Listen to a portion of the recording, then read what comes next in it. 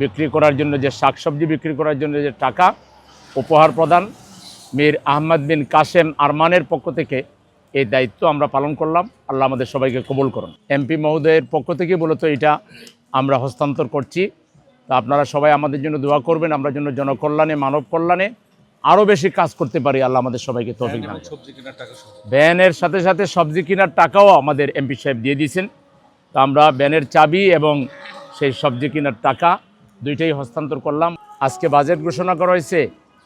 এই বাজেটে বাজেট ঘাটতি পূরণের জন্য একটা বড় অ্যামাউন্ট ব্যাংক থেকে লোন নেওয়া হবে।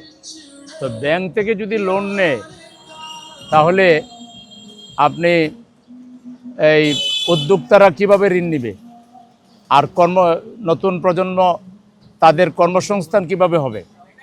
তার মানে এই যে বাজেট, এটা কোনো কর্মসংস্থান সৃষ্টি করবে না, উদ্যোক্তারা এখান থেকে ঋণ পাবে না, এবং আলটিমেটলি এই বাজেট হলো গরিব মারার বাজেট।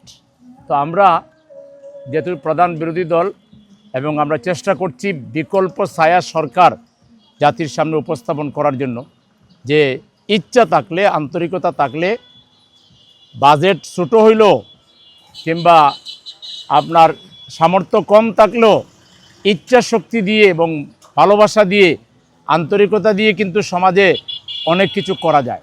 এটাই তার একটা প্রমাণ। তা আমরা এটা ভ্যান আমাদের ভাইকে উপহার দিচ্ছি।